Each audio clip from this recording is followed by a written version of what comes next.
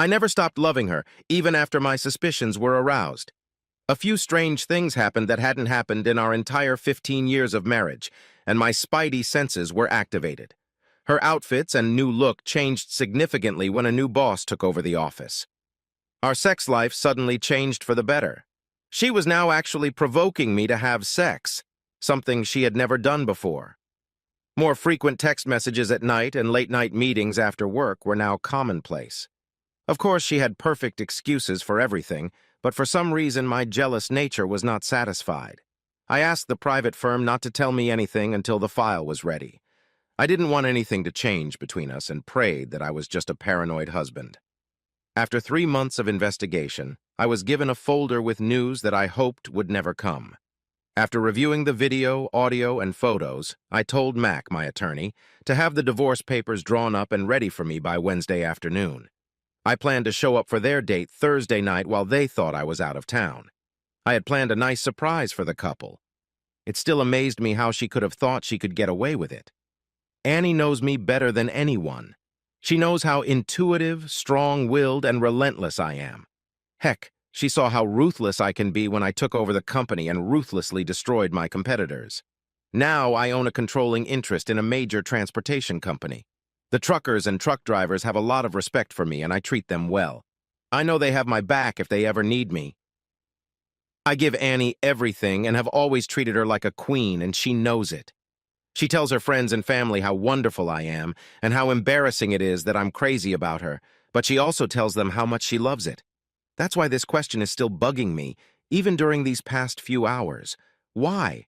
Why would she risk everything she has for an affair, have an affair with her boss for sex? Why? That was my most troubling question. Annie had always been a wonderful mother and wife, and it was really hard to understand. Sex was frequent and satisfying. I guess not satisfying enough. She took care of the house and worked full-time as an executive assistant at a local technology company. To this day, I would never have thought she could have had a lover. My name is Luciano Rossetti, and I have been Annie's husband for 15 years. We have 2 teenage daughters who still love their daddy. I am what you would call an alpha male who doesn't take crap from anyone, but treats his wife like the special prize I knew she was. In our relationship, I let her take charge and feel powerful up to a point. Thanks to genetics, I inherited my father's physical attributes. I'm 2 meters tall, 120 kilograms of muscle, an imposing figure. But I'm a gentle giant until provoked. Annie has seen this a few times when we've been out together, and she's been hit on by some tough guys. Annie is a sex doll with big breasts, long, sexy legs, thin waist, and an angelic face. Guys are always staring at her and flirting with her, which drives me crazy. One of my flaws is my sneaky, jealous streak, which, once it activates, is hard to control. Over the years, I've learned to contain my anger, but I haven't mastered that talent yet. Anyway, Annie has seen my jealous outbursts twice in the last 15 years, and she knows what I'm capable of. Twice, when we were out, some assholes tried to ask her to dance after she had already told them she was with me. Both times, they didn't take no for an answer and dragged her out of the booth while I sat there watching. They must have thought that since they were big, tough guys, I would just sit there and let them take my wife. Big mistake. The first time it happened was when we were out for a walk, discussing our girls and having fun together. I was stunned when this guy had the nerve to grab her arm and pull her out of the stall. Before he took his first step onto the dance floor, I jumped out of my booth and got between him and my wife.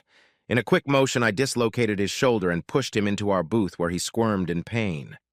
Taking Annie, I left the premises. Another time, it was the same thing, but that guy had a broken wrist and a concussion as we were leaving the bar again.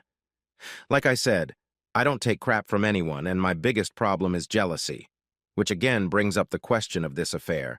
Since she knows me, why would she do that? Date night is Thursday. I've made all the arrangements. One of my assistants accompanied me and would hand me the folder when I was ready. I got there early and gave the hostess a good tip to seat them in a more private place. My wonderful wife knew I was out of town, and on the audio recording I heard her tell her boss that she was free Thursday night if he still wanted to meet. Of course, the idiot did and excitedly said he would plan it.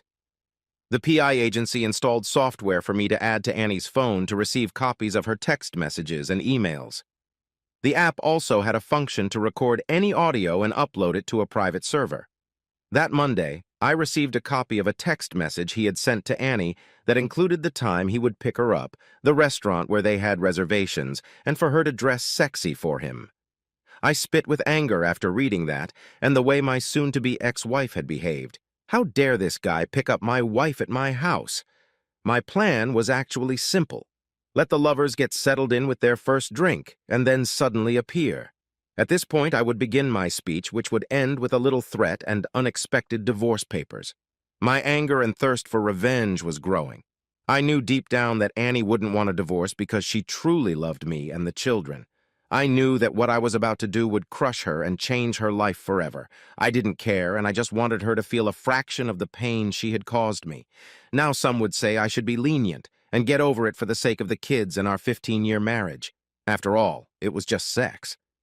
Did I mention that I was an immature, jealous alpha male? There was no way in hell I was going to let some other man enter my wife and then keep her as his loving partner. As much as I loved her and as much as it hurt, I knew I could never again look at her or touch her the way I used to. I had eyes and backup on the scene, ready to alert me at a moment's notice. So, on Thursday night, after receiving word that a couple in love had seated themselves and ordered drinks, I was ready to meet them face to face. I got out of my car, walked into the restaurant, smiled at the hostess, took a deep breath, and holding my anger in check, proceeded with my plan. A couple in love were sitting at their table, and my heart snapped when I noticed that my beautiful wife was wearing a sexy cocktail dress and her perfect breasts were on display. It really grossed me out as she had never dressed like that for me. Why? Why would she do that to me? I couldn't understand it. It didn't make any sense, and it was driving me crazy. She obviously wanted to be his favorite tonight and look sexy for her boyfriend, and it was pissing me off. I approached them from the side and snuck over to their table without them knowing because they were so romantically focused on each other. How cute.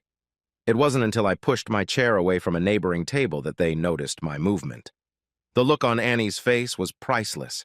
Her look combined shock, fear, and guilt in a way I'd never seen before. Her beau had no idea what was going on, nor did he realize I was her husband. He just looked at me with an annoyed expression on his stupid face. And so it began. "Hi, Annie, are you two having a fun date tonight?" I asked with a wide smile. "Honey, what are you doing here? I thought you were out of town tonight. My boss Jeremy invited me to dinner to discuss some changes in the organization. Please join us." "Jeremy, this is my husband Luciano," she said in a loving and calm voice. God, she was so smooth. I had to admit she was cool and recovered quickly. The drink I'd ordered before coming to the table arrived and, ignoring Annie's lie, I proposed a toast. I ignored her question and with a disarming smile said, "Raise your glasses and join me in a little toast. Let's drink to an interesting night and a new direction." After my toast, I smiled and turned to her boss. "Jeremy, do you know why Annie and I have been able to stay happily married for 15 years? Honesty and trust. It's as simple as that. Are you married, Jeremy?" Of course, I already knew all about him from the report. "Yes, I've been married for 20 years and have 4 wonderful children ranging in age from 5 to 13, and I agree with you, Luciano. Trust and honesty are also an important part of our marriage." "I'm so glad to hear that, Jeremy. Annie, do you feel the same way?" I asked, knowing I was putting her in a difficult position. "Yes, dear, it was important to our marriage," she said confidently. After all, she had just said they were just having a business dinner. She had no reason to feel guilty or nervous. "You see, Jeremy, we have an amazing marriage, and Annie knows how much I love her and would do anything for her as long as she remains faithful." I saw them both cringe slightly as I took another sip from my glass. I continued my game. "So, how long have you two been dating?" I asked carelessly with a wide smile. Annie was annoyed, tried to pull herself together, and resented me. "Honey, this is a business meeting and you're embarrassing me in front of my boss. Please stop acting jealous. You know me better than that." Following Annie's lead, her beau took the opportunity to put me in my place. "Yes, Luciano, this is just a business dinner. I needed to discuss some changes I was going to make, and I needed to meet with Annie tonight. I'm sorry if you misunderstood, my friend. I would never go beyond my professional relationship, especially with a married woman." I tried to adopt an apologetic look and said, "Oh, I'm sorry. So you've never gone on a date with my wife and this is just a business dinner?" "That's right, Luciano. There's nothing going on between us, my friend." "Annie, is this true? Just a business meeting and you've never been with him or on a date before?" I ask the question that will determine our future. Honesty or lies? What was it supposed to be? Unfortunately, I had already anticipated the answer before she spoke. "Business meetings only, darling. I would never be with another man, especially my own boss. Now please stop acting childish." "I'm sorry, Jeremy. My husband has a slight tendency to be jealous, but he knows how much I love him." I lowered my head, feigning submission, and said, "Please forgive me. I'm sorry that I do feel a little jealous. I mean, seeing you in that sexy dress with that handsome man, I hope you can understand me." Jeremy patted me on the back, clearly relieved that I was fooled, and said, "Luciano, there's no need to apologize. If my wife looked this good and was on a date with a strange man, well, I'm not sure what I would have done." Everyone relaxed, and I raised my hand to the man watching us from the bar. He understood my signal and walked over to the table. Everyone looked at him as he handed me a thick folder, turned, and walked away. I saw Annie and Jeremy look at each other questioningly as I opened the folder and started laying out the pictures on the table. Just before I put the first picture on the table, I turned to Annie and spoke in a quiet, sad voice. "Annie, you know that I loved you with all my heart and would have given you the whole world. You took my love and all the years of our marriage and threw it all away. You hurt me deeply, and I will never forget those videos and the things you said about me on the tapes. I will never be able to get them out of my head for the rest of my life. Thank you for this." The first 8 inches x 10 inches picture I posted had Annie on her knees with Jeremy's buddy in her mouth, and then several where they were fucking in different positions. Annie awed and put her hands up to her mouth. Jeremy was pissed and wanted to know where I got the pictures, but I just told him to shut the fuck up. After I posted the pictures, I took the time to go through them and comment on each one. I said something like, "Annie, you look so sexy with his buddy in your mouth. You look very happy in this picture. Did you like it?"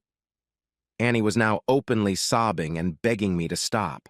The other tables were looking in our direction, and I tried to keep the volume down so as not to disturb the whole restaurant. Annie realized how bad it looked, and she only had one choice. "I'm sorry, baby. Can we just leave and I'll explain what happened? It's not really what it looks like." I looked at her with a surprised expression on my face and asked very slowly, "It's not what it looks like? Are you going to keep lying to me, slut? Before you do, you both should know that I have hours of video, audio, text messages, emails, and pictures. Annie, I have to say that after watching those videos, I never thought you could be so slutty. You have never shared this side of yourself with me, and it hurts. I have spent a fortune in the last 3 months to get this information, and it's all legit. So trust me, I understand." Putting the documents away, I said, "Now let me explain why I am here and what is going to happen tonight." Then I handed Annie the divorce papers and said, "Annie, it's over between us. You and your boyfriend have destroyed our marriage and my love for you. You have hurt me like I have never been hurt before, and I will never be with you again. So you will sign this tonight, and my fellow lawyer, a notary public, will notarize your signature. If you don't sign tonight, I will show all the XXX video and audio to your parents, all our friends, and your kids will know what kind of mother you are. I treated you fairly in the divorce, but the girls will live with me. There's no way my daughters are living with a cheating, slutty whore like you. Jeremy, my friend, I suggest you get your girlfriend to sign this before I leave. Otherwise, I will give copies of all evidence to your wife and your management team at work. When I'm done, you won't have a job, and I'll be sure to get your wife Sarah to kick you out and ruin you financially for a very long time. Now, I don't want to do any of that, so just convince her to sign the divorce papers, and then my soon-to-be ex-wife is completely at your disposal. I never want anything to do with that whore again." Those words struck a nerve with her. The thought of losing her daughters was something else she couldn't face. Tears streamed down her face, and her boyfriend looked panicked. Annie begged me to stop and change my mind. She told me the usual nonsense. "It's not what it looks like. Let me explain. I'll make it up to you. It was just a mistake. Please forgive me, blah, blah, blah." She ended with the words, "Luciano, I love you and I don't want this. Please give me another chance." Ignoring her pleas, I stood up and said, I'm going to the men's room, and when I come back, I want the papers signed. If they are not signed, I promise you both won't be able to realize how much hell I will bring into your lives." I left Annie crying and her lover in a state of shock. I knew Jeremy would do everything in his power to get her to sign those papers to save his own ass. While I was gone, Jeremy spoke quickly. He knew there was no way he was going to let his wife and his co-workers see those videotapes, and he would do everything in his power to prevent it. He had to convince Annie to sign the papers. "Annie, just sign them, and then ask him to hold them for a week to give you a chance to talk. You need to convince him that you love him. Tell him you'll go to therapy no matter what it takes, but make him wait a week. Tell him that this is the least he can do in 15 years of marriage for just one mistake. This is the only chance I see for you right now. I can tell you he's not fooling around, and if he has video and audio recordings, we're both screwed." "I don't want a divorce," she screamed. "Trust me, if you make him wait, I'm sure you can save your marriage. Think of the children. You don't want to lose the girls, do you?" Tears came to my eyes again, and after a few minutes I returned to the table. "Well, have you signed them yet?" With the saddest face I had ever seen, she looked me in the eyes and said, "Honey, I'll do anything you want me to do, including signing those papers, but please give me a week before you do anything. Please let me go home with you and give me at least that long. After 15 years, please give me 1 week to be with my girls and talk. Please give me that much." I sat in silence and looked into her eyes for a long time, pondering her request. I gave in and said, "Even though you deserve shit from me for what you did and the way you ruined our marriage because of that asshole, I'll give you this. You can go home and you'll have a week before I hand over the paperwork to my lawyer. You'll stay in one of the guest bedrooms. I don't want you anywhere near my bed at this time. Now sign them so I can get out of here." She signed the papers and I put them in the folder, then got up to leave. Before I left, I took her hand and she smiled until she realized I was taking off her wedding rings. I put them in my pocket and then took off the ring I had worn for 15 years. I picked it up while she looked at it and tossed it carelessly into her wine glass. The look on her face gave me only a small amount of satisfaction, but when she started crying again, it made me smile slightly because I knew she was starting to feel my pain. I turned to Jeremy and said, "Well, asshole, she's your girlfriend. Do whatever you want to do with her. I'm leaving, but remember this, Jeremy. You screwed my wife, ruined our marriage, and jeopardized so many things, including my children's love for their mother.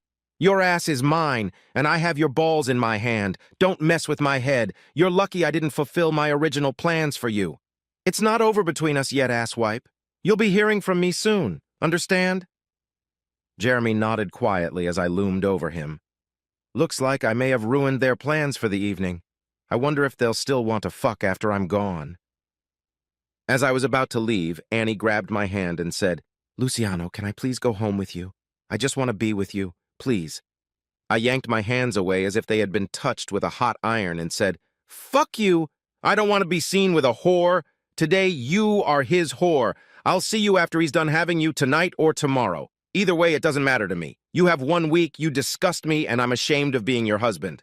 Okay, yeah, I was a jerk. But I really didn't care. I felt like I kept my jealousy and anger in check. I was proud that I was able to suppress all the rage I had built up.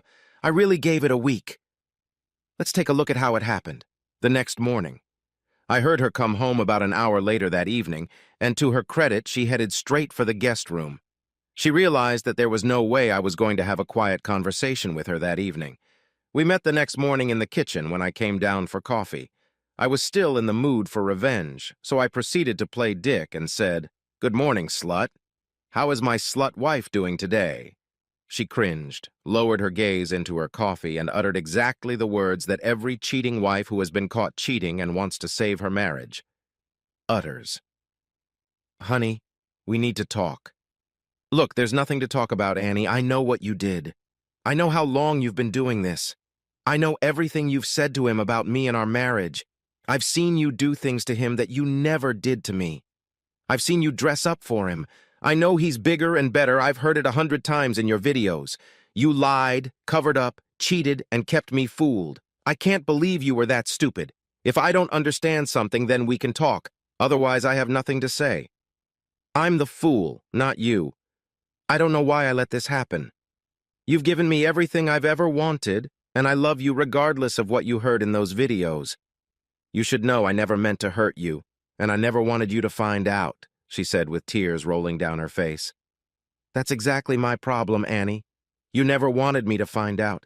You wanted to keep it a secret and keep lying and fucking your lover behind my back. That's the real problem, Annie. I can forgive infidelity, damn it. We're all human and we all make mistakes. But this wasn't a mistake. You wanted it, and you wanted to keep it a secret and keep lying, cheating, and hiding your relationship. I love you, Annie, but as Tina Turner says, what does love have to do with it? My trust is lost, and I wonder if I ever really knew you. How many other men have there been? How many times have you fucked your lover and come back to my bed? I'm so disgusted I can barely speak. Sobbing, she now understood how I felt and realized what she had done. She had no objections or excuses, but she admitted her transgression. Okay, I'm guilty and I hate myself. I've never had anyone else, and no matter what I say, I know you can't forgive me for what I've done, but I don't want a divorce. I will do whatever you want me to do to stay in this with you. I think I need counseling, and maybe we could go together to find out what's wrong with me. Please don't leave me. I was quiet for a while, and then I said, Annie, you can go to a counselor and figure out what you need, and I will support you, but I can't live with a woman who can leave me so carelessly. Your actions and what you said told me your true feelings, and I don't see how I can live with someone who has those feelings for me. I know there are other women who would be more than happy to be with me. You had your chance, and you willingly took it. Enjoy your week here with the girls and try to explain why you're leaving. I won't belittle you, but you need to tell them you're leaving and why. In the divorce agreement, I gave you full access to the girls anytime you want, but they will live with me. If you continue to be promiscuous and set a bad example for the girls, I will make your visits much more difficult. Look, I will treat you better than you deserve and help keep your relationship with the girls intact, but I have 2 questions I would like answered. Listen to my questions and think about them before you answer. My first question is why? Why did you risk everything for this? My second question is, was it worth it? I called Jeremy the following Monday and asked him to meet me for lunch on Wednesday. After convincing him how reasonable it would be to meet with me, I explained to Jeremy how upset I was about him destroying my marriage and how he was close to getting kicked out. I then explained that I had a better plan for him. During lunch, I explained how many people were hurt because he seduced a married woman. I explained how I expected him to make amends. He was going to pay Annie's rent and car payment for the next 3 years. I felt he should be in some pain for his actions. I explained how this would work. I will send you payment information so you can set up automatic payments. This is your punishment, and trust me, you'll get off easy. Even though I broke up with my whore wife, I still love her and want her to be taken care of. Since you are the one who caused this, you will honor my demands. This agreement will help Annie get back on her feet after I kick her out. I don't care how you do it, but if you don't follow through, I'll make sure you lose your job and that Sarah finds out about your infidelity. As a side benefit, you get to stay alive. All this because you had to seduce a married woman. Assholes like you should realize that your actions have consequences. Why not court single girls instead of destroying families? That was a really shitty move, Jeremy. Epilogue. I treated Annie well, let her visit the kids, and kept their relationship strong. We remained friends, but she never returned my respect or trust.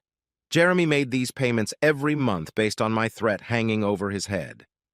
Annie was never able to explain or answer these questions to my satisfaction. It was clear to her that her deception and lies were not worth it, and she regretted doing it but could not explain why. Now she lives alone, without a boyfriend, and without the love she once had. I could have destroyed her, but losing her family and my love was revenge enough. Even after her counseling, the answer to the why question still couldn't be explained. The best she could come up with at the moment was, I don't know why, it just happened. It had nothing to do with you or our marriage, because I do love you, and I was happy with our sex and our life together, but it was something new and exciting. I screwed up. I couldn't help myself. Annie, if you were happy, why would you dress up and wear sexy clothes for him? Why would you dress up like that and do things for him that you never did with me? Maybe if you had made that kind of effort with me, we wouldn't be in this position. It just happened is not really an answer. You did it over and over again, and each time you dressed in a way that turned him on. but you tell me you loved me. I hope someday you can tell me why. I think you owe a lot to all of us. For us husbands and boyfriends who have been cheated on, it seems like a mystery that can't be solved. Thanks to these two cheating couples, I'm not sure I'll ever be able to trust or fully commit to another woman again. It's sad, but it's a fact. Married partners need to think through their actions and the consequences they inevitably entail. The path of destruction left behind is more significant and lasting than the excitement of sexual fulfillment. Talk to your partner. Either share each other's needs or end the relationship, but betrayal is a painful act with lasting consequences.